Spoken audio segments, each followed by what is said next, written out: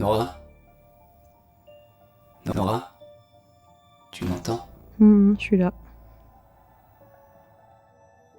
Je ne peux plus t'aider. Qu'est-ce que tu racontes? Je suis parti. Je vois de merveilleux paysages. Non, tu restes avec moi, Fox. C'est terminé. Ne t'inquiète pas. Tu vas t'en sortir. Fox. Adieu, Nora. Fox. Nora. Fox.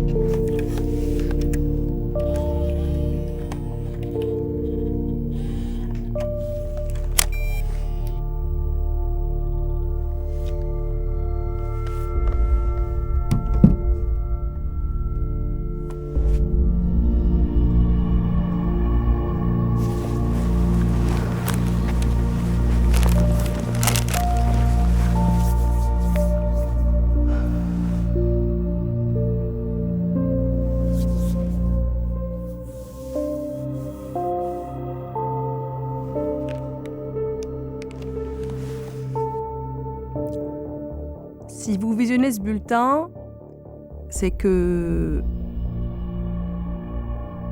Non. En fait, c'est pas possible.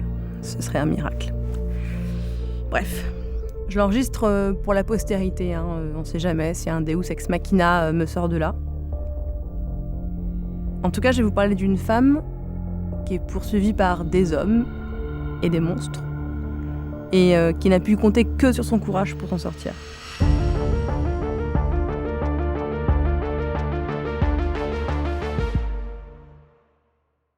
Les années 80 au cinéma, c'est 1980.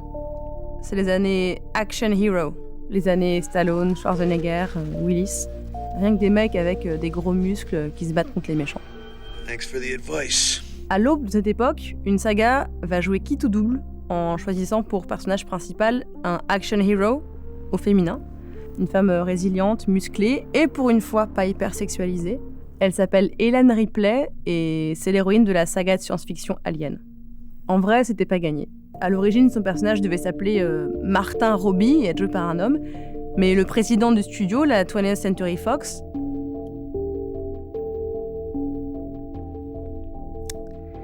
le président du studio de l'époque a suggéré de prendre une femme pour que le film se démarque des autres films d'action ou de SF de l'époque, comme Apocalypse Now, Rocky 3 ou encore Moonraker, sorti la même année que le premier Alien. D'ailleurs, le genre des personnages, tels qu'ils étaient écrits par les scénaristes du premier volet, n'était pas spécifié, donc ils pouvaient être joués autant par des femmes que par des hommes. Ripley, c'est donc un cas unique, c'est une héroïne d'action à part entière, c'est pas la sidekick d'un héros comme on voit d'habitude. Je pense à Veronica Roberts dans Universal Soldier ou Anne Lewis dans Robocop. D'ailleurs, face à la panique, c'est elle, Ellen Ripley, qui va prendre le pouvoir à bord du cargo spatial Nostromo, qui va donner les ordres et prendre les décisions. Ellen, elle est plus réfléchie que ses camarades masculins, à cause de qui tout part en vrille d'ailleurs. Mais dans le film suivant, ses supérieurs hiérarchiques, tous des hommes, ils la croient même pas. Parce qu'en fait, l'univers dans lequel Ripley évolue, c'est un univers très machiste et dominé par les hommes. Il est aussi très marqué par une thématique qui est la maternité. Et on insiste beaucoup sur cet aspect essentialisant, c'est-à-dire qui réduit une femme à son utérus.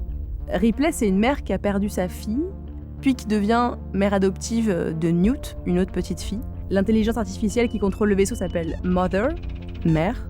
Les aliens pondent dans leurs hôtes, et le premier à sortir, d'ailleurs, il explose le ventre d'un membre d'équipage.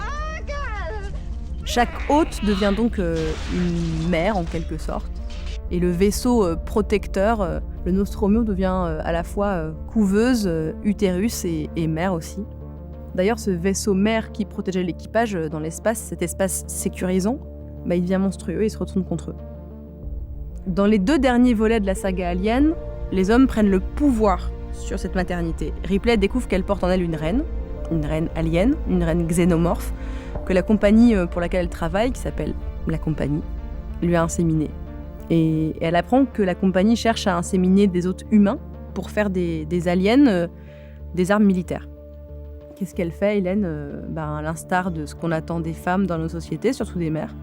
Elle se sacrifie pour sauver l'humanité en se jetant dans un incinérateur. Dans le dernier film de la saga, Ripley a été clonée et devient mi-humaine, mi-xénomorphe, donc la mère ultime. Et cette fois, c'est son bébé en quelque sorte qu'elle doit sacrifier dans une scène absolument déchirante.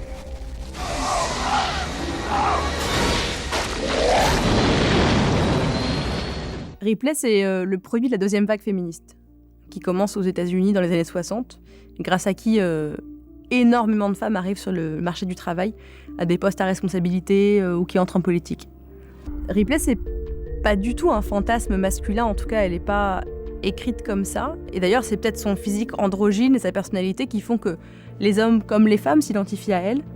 C'est ce qui la rend universelle en quelque sorte. Ripley, elle est humaine avant d'être une femme. D'ailleurs, à la fin de Aliens, le retour, Bishop lui dit « Nice job for a human », genre bien joué pour un humain et pas bien joué pour une femme. Et les scénaristes n'essayent pas non plus de compenser entre guillemets son courage ou sa force physique en faisant d'elle un personnage sympathique ou compatissant. Ripley, elle a pas de super pouvoir, c'est pas un cyborg, c'est pas non plus l'élu d'une prophétie. C'est une femme humaine qui a fait de son corps une arme, voire une machine, dans la scène avec l'exosquelette. Get away from her, you bitch! Et c'est super rare à la télé ou au cinéma de voir des femmes dotées d'une grande force physique ou bien un manier à lance-flamme. Enfin, manier à lance-flamme ou un flingue, on les voit, mais en général c'est pour se moquer d'elles parce qu'elles savent pas trop comment le faire. Ripley, c'est donc la survivante. C'est la final woman, comme on appelle ça. C'est pas un des meilleurs personnages féminins de SF de tous les temps, c'est un des meilleurs personnages de SF, tout court.